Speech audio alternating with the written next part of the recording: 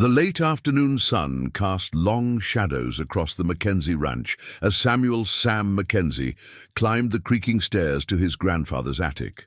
The old house groaned with each step, its weathered wood telling stories of 3 generations who had called this place home.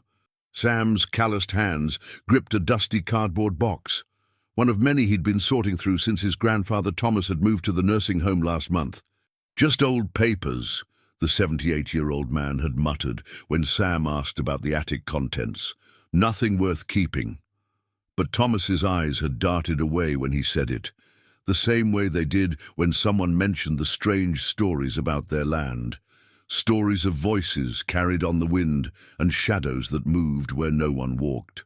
Sam set the box down on the wooden floor and wiped sweat from his brow with his faded plaid shirt.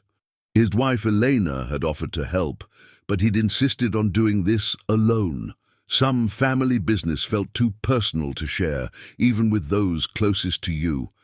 The first few boxes contained exactly what he'd expected: old farming equipment catalogues, faded photographs of long-dead relatives, and his great-grandmother's recipe cards written in careful cursive. But the 4th box felt different, heavier.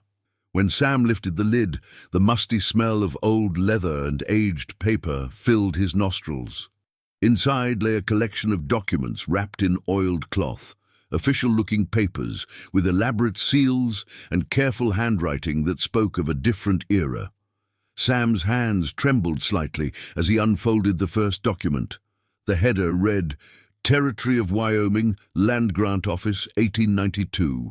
What he read next made his blood run cold. By order of the territorial governor, the lands formerly occupied by the band of Lakota Indians under Chief Running Bear are hereby granted to one Jeremiah Mackenzie in recognition of his service in their removal." Sam's throat went dry.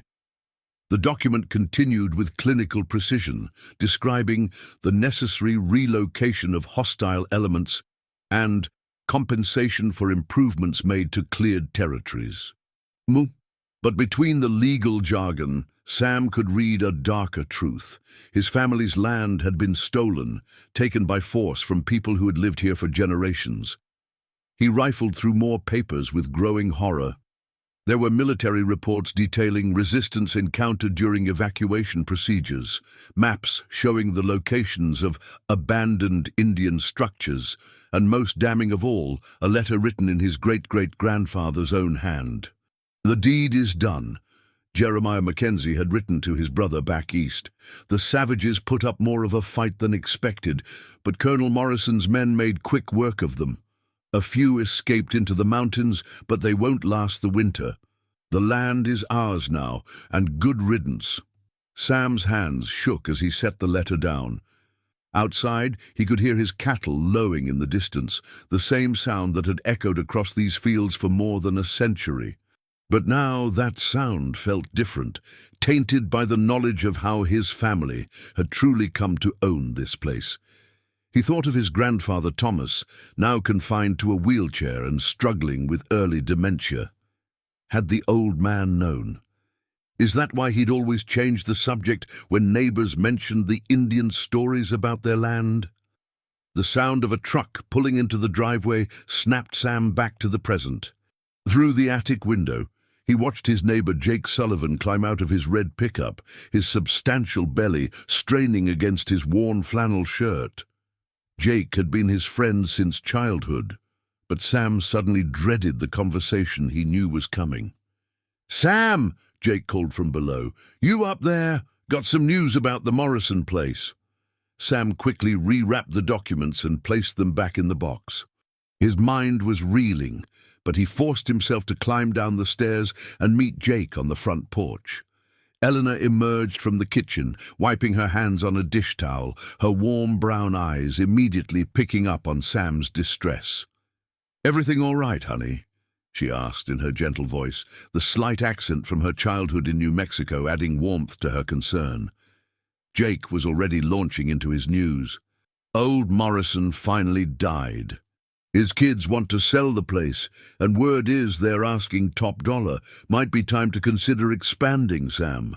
With beef prices where they are, but Sam wasn't listening. His mind kept returning to the documents upstairs, to the casual way his ancestor had written about destroying an entire people's way of life. The Morrison ranch bordered his to the east. Had that family's land been stolen too? "Sam?" Jake's voice cut through his thoughts. "You look like you've seen a ghost." Elena moved closer to her husband, her teacher's instincts picking up on his emotional turmoil. "Maybe you should sit down," she suggested gently. Sam shook his head, trying to focus on the present moment. "Sorry, Jake. Just tired from all the sorting upstairs. What were you saying about the Morrison place?" But even as he tried to engage with his friend's plans for expansion and profit, Sam's mind kept drifting back to that letter. "The savages put up more of a fight than expected." The words echoed in his head like an accusation. That evening, after Jake had left and Eleanor had gone to bed, Sam sat alone on his front porch with a beer growing warm in his hands. The night was clear, with more stars visible than city folks ever got to see. This land was beautiful. Rolling hills covered in prairie grass, stands of cottonwood trees along the creek, and in the distance, the purple outline of the Rocky Mountains. But it wasn't his family's land. Not really.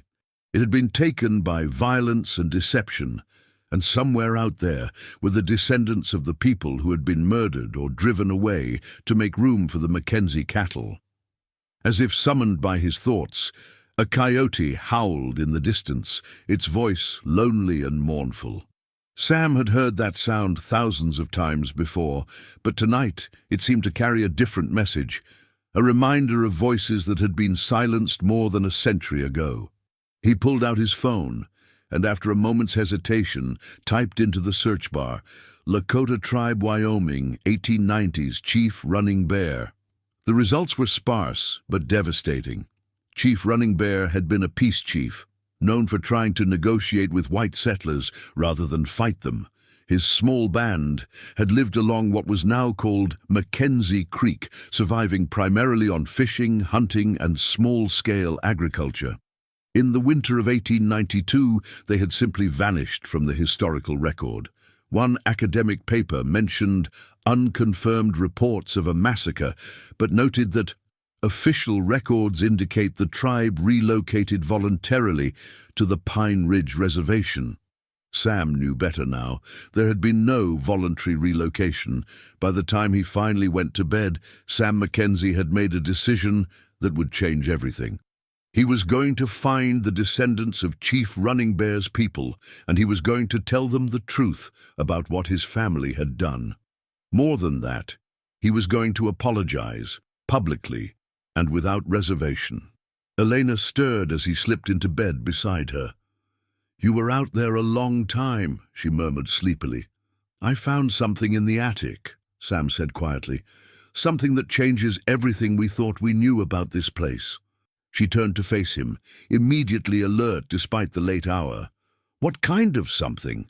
Sam took a deep breath and began to tell her about the documents, about his ancestor's letter, about the people who had been killed or driven away so his family could claim their land. Elena listened without interruption, her face growing more troubled with each detail. When he finished, she was quiet for a long moment. Then she reached over and took his hand. "What are you going to do?" she asked, though something in her voice suggested she already knew.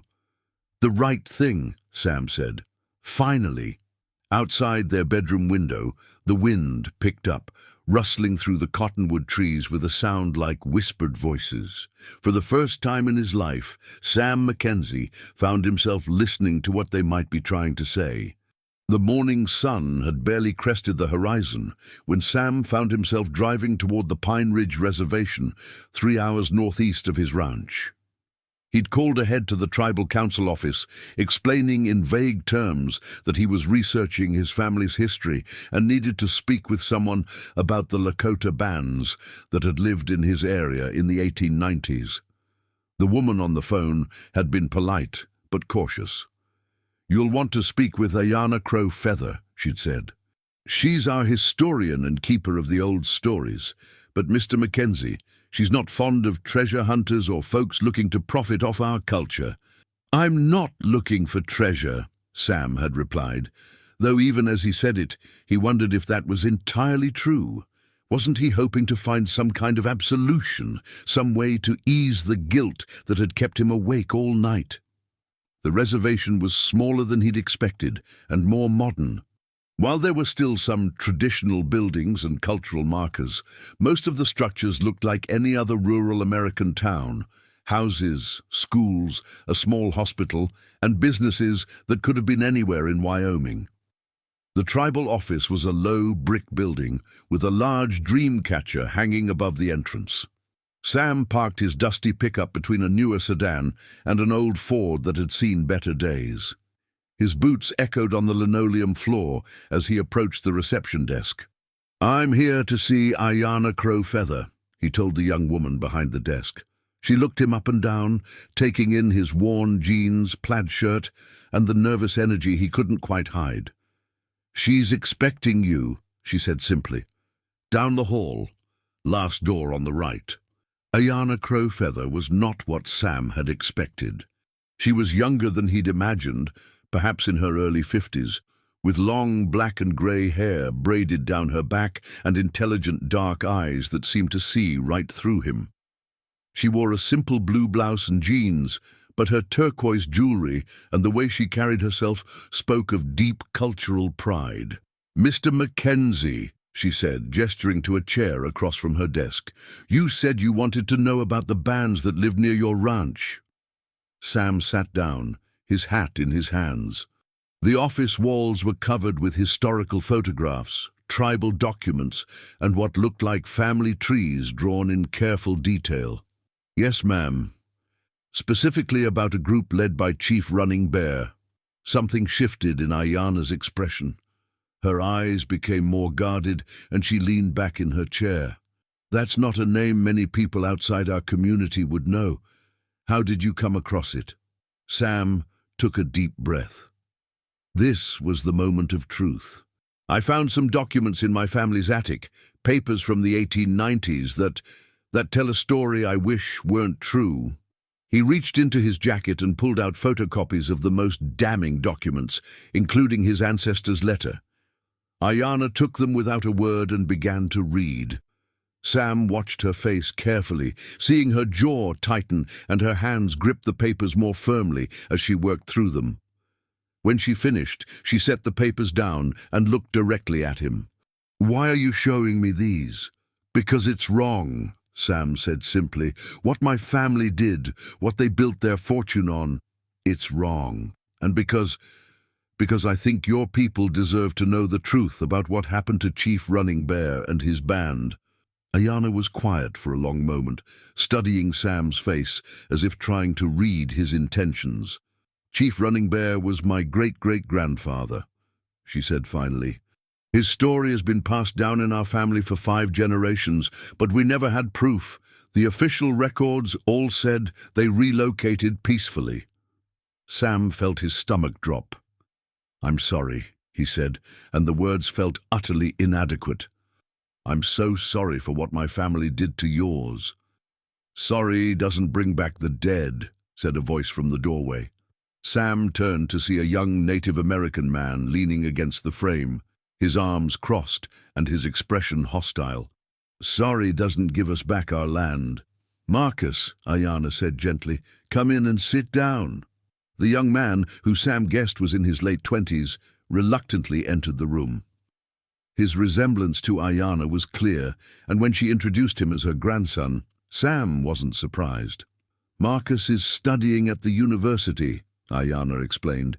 "He's working on documenting our tribal history and advocating for land rights issues." Marcus took a seat, but kept his defensive posture. "Let me guess. You want to feel better about living on stolen land, so you thought you'd come here and get our blessing. Maybe we'll tell you it's all in the past and you shouldn't worry about it." "Marcus," Ayanna warned. But Sam held up a hand. "No, he's right to be angry," Sam said. "I can't undo what my ancestor did, but I can acknowledge it. Publicly. I want to tell the truth about how my family got that land. And then what? Marcus demanded. You going to give it back? The question hung in the air like a challenge. Sam had known it would come up, but hearing it spoken aloud made it real in a way that terrified him. The ranch wasn't just his livelihood, it was his identity, his children's inheritance, his family's entire legacy. I don't know, Sam admitted. I need to understand more about what happened, about what would be right. Ayana leaned forward. Mr.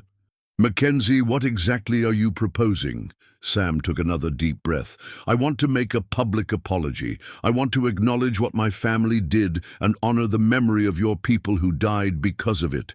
And I want to know if there's some way to make amends? Marcus snorted. You think an apology is going to fix a century of injustice? But Ayana held up a hand, and something in her expression had changed. Tell me about your ranch, she said. Describe the land. Sam found himself talking about the rolling hills, the creek that ran through the property, the stand of ancient cottonwood trees near the old homestead. As he spoke, he watched Ayana's face, seeing recognition dawn in her eyes. The sacred grove, she murmured. The cottonwoods by the water, that was one of our holy places. The trees are still there. Yes, Sam said. They're the oldest things on the property. I've always felt drawn to that spot, peaceful somehow. Ayana and Marcus exchanged a meaningful look. Grandmother, Marcus said quietly. You don't think... I think, Ayana said slowly, that perhaps the spirits have been waiting for this conversation for a very long time. She stood and moved to a filing cabinet, pulling out a folder thick with documents and photographs. Mr. Mackenzie, before Chief Running Bear died, he hid something. Something our people have been looking for ever since. The stories say he buried it near the sacred grove, in a place where the white men would never think to look. Sam's heart was pounding. What did he hide? A buffalo hide map, Marcus said, his hostility giving way to excitement. It shows the locations of all our sacred sites in this region, plus the burial places of our ancestors. But more than that, it contains the true history of what happened in those final days. Ayana returned to her seat, the folder in her hands. The stories passed down in our family say that Chief Running Bear knew what was coming. He saw your ancestor Jeremiah meeting with the soldiers, planning the attack. But there was someone else, someone who tried to warn our people. Who? Sam asked, though something in his chest already knew the answer. The stories aren't clear, Ayana admitted. Just that there was a white man who opposed the violence. Someone who tried to help and died for it. Sam's mind raced back to the documents in his attic. He'd been so focused on his ancestors' confession of guilt that he hadn't looked closely at some of the other papers. But now he remembered seeing other names, other Mackenzies mentioned in the official reports. I need to go back and look through the documents again, he said. All of them. Maybe there's more to the story than I realized. Ayana nodded. And we need to discuss your proposal for a public apology. If you're serious about this, truly serious, then we'll need to do it right, with ceremony, with respect for our traditions. I'm serious, Sam said without hesitation, whatever it takes. Marcus leaned forward, his earlier hostility replaced by intense curiosity. If you really want to make amends, then help us find what Chief Running Bear hid. Help us recover our history. As Sam drove back toward his ranch that afternoon, his mind was spinning with possibilities.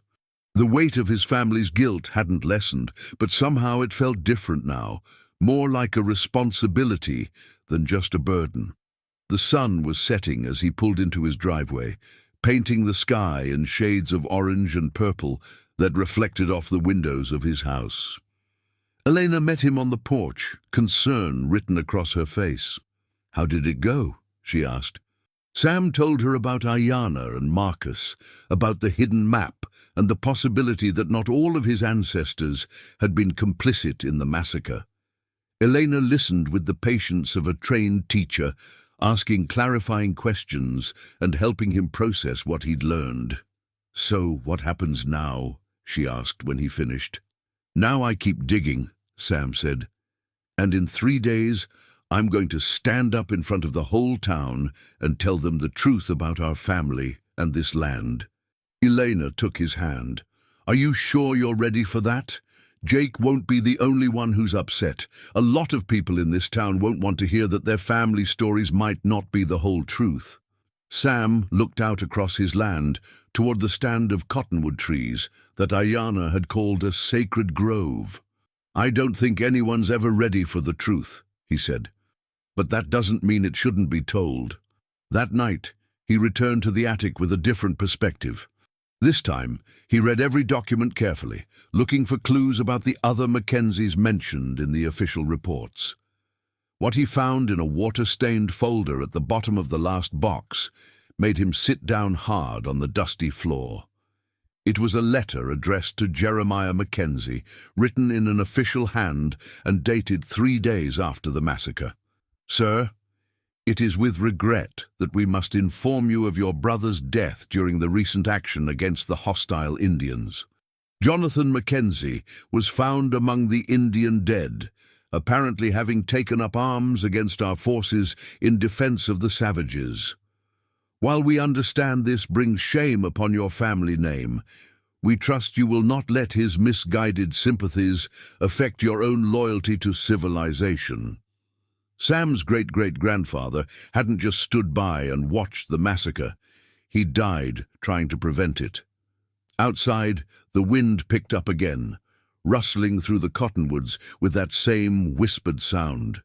But this time, Sam thought he could almost understand what the voices were trying to tell him. The Grange Hall hadn't seen this many people since the Harvest Festival 2 years ago. Word had spread quickly through the small ranching community that Sam Mackenzie was planning to make some kind of announcement about his family's history, and curiosity had drawn nearly half the town. Sam stood at the front of the room, his hands trembling slightly as he looked out at the sea of familiar faces. There was Jake Sullivan in the front row, his arms crossed and his expression skeptical. The Morrison kids sat near the back, probably wondering if Sam's announcement would affect the sale of their father's ranch. Elena sat in the third row, offering him an encouraging smile that helped steady his nerves. But it was the small group of Native Americans sitting quietly along the left wall that drew most of his attention. Ayana Crow Feather had come, as promised, along with Marcus and several other tribal members Sam didn't recognize. Their presence lent gravity to what he was about to do. "Thank you all for coming," Sam began, his voice carrying clearly in the hushed room. "I know some of you are wondering why I called you here, why I said I had something important to share about our community's history." He paused, gathering his courage. 3 days ago, I found some documents in my grandfather's attic. Documents that tell a story about how my family came to own our ranch, a story that's very different from what I'd always been told. A murmur rippled through the crowd. Sam pressed on. "In 1892, my great-great-grandfather Jeremiah Mackenzie was granted title to our land by the territorial government. What I didn't know, what my family never talked about, was that this land was taken by force from a Lakota band led by Chief Running Bear." The murmur grew louder, and Sam saw Jake's face darkening with disapproval, but there was no turning back now. "The documents I found include reports of a massacre. Men, women, and children were killed or driven from their homes so that white settlers could claim their land. Our land was built on their graves." "Now hold on just a minute," Jake interrupted, rising to his feet. "Sam, what's gotten into you? These are serious accusations you're making about your own family." "They're not accusations," Sam replied firmly. "They're facts, and they're facts that the descendants of Chief Running Bear's people have a right to know." He gestured toward Ayana and her group.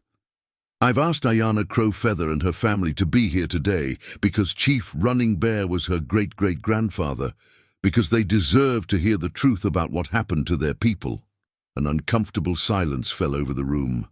Sam could see the range of reactions: anger, disbelief, confusion, and in a few cases what might have been shame.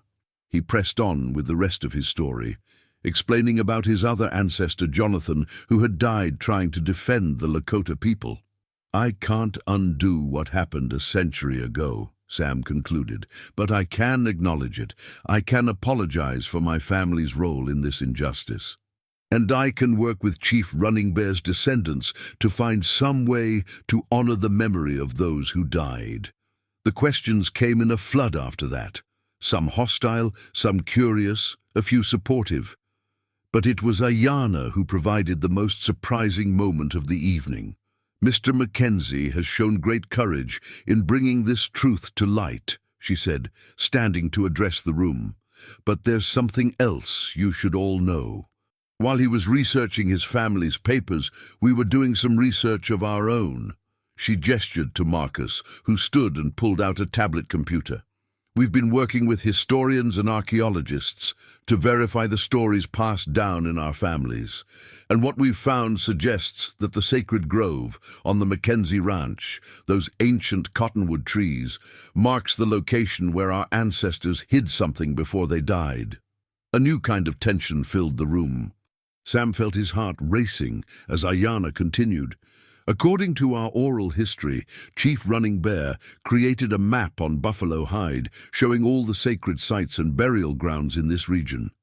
He hid it somewhere the white soldiers would never think to look, along with other items of spiritual importance to our people." Jake couldn't contain himself any longer. "This is ridiculous! You're talking about buried treasure like this is some kind of adventure movie." But Marcus stepped forward, his earlier hostility toward Sam replaced by something approaching respect. "It's not treasure in the way you think of it. These are sacred objects, ceremonial items that have been lost to our people for generations. More importantly, the map contains the true history of what happened here. Names, locations, events that were never recorded in the official documents." Sam found his voice. "What are you asking me to do?" Ayanna looked directly at him. "We're asking for permission to search the sacred grove, to look for what our ancestors hid there, and if we find it, we're asking that you help us honor both our stories, Chief Running Bear's sacrifice and your ancestor Jonathan's courage." The room erupted in discussion, with voices raised on all sides, but Sam barely heard them. His mind was focused on a single moment of clarity. This was why he'd been drawn to that grove all his life. This was what the whispered voices in the wind had been trying to tell him. "Yes," he said, loud enough to cut through the chatter. "Yes, you have my permission. You have my help."